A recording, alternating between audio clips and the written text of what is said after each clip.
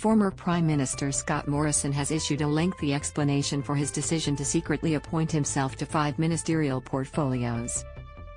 In a nearly 1,300-word Facebook post, Morrison described the secret ministry move as a break glass in case of emergency safeguard. He also apologized to his colleagues for any offense. Read more. Morrison was secretly appointed to 5 portfolios. PM says the risk of ministers becoming incapacitated, sick, hospitalized, incapable of doing their work at a critical hour or even fatality was very real, he wrote.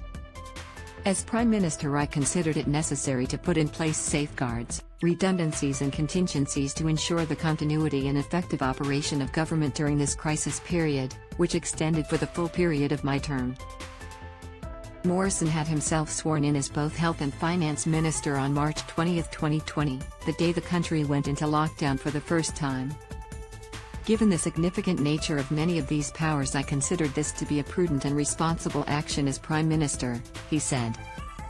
Explained, the Morrison secret portfolio story. While assistant ministers could be used in those portfolios to take on responsibilities if the senior minister was incapacitated, Morrison said he thought the decisions should be done at a higher level.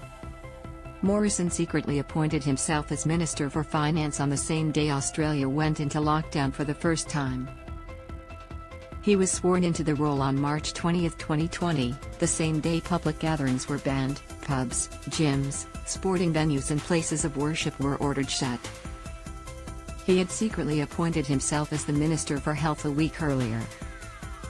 Morrison explained the Treasury and Home Affairs portfolios were added the following year as an added administrative precaution.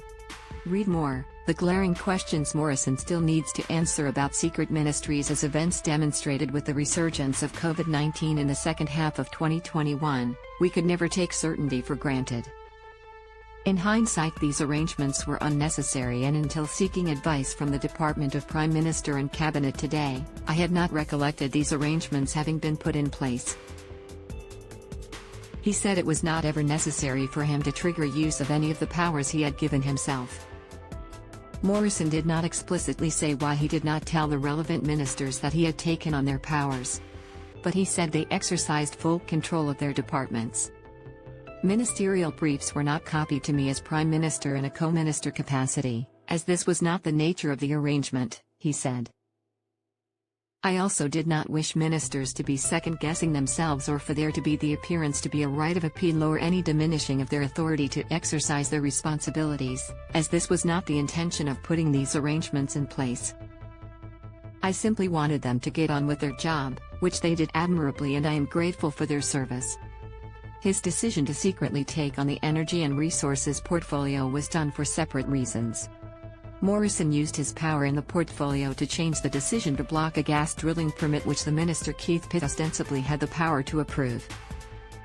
The use of the powers by a Prime Minister to exercise authority to administer departments has clearly caused concern. I regret this, but acted in good faith in a crisis. For any offense to my colleagues, I apologize. After the revelation he had taken on the Home Affairs portfolio without Minister Karen Andrews knowing, she called on Morrison to resign from Parliament. Morrison remains the MP for the Southern Sydney electorate of Cook.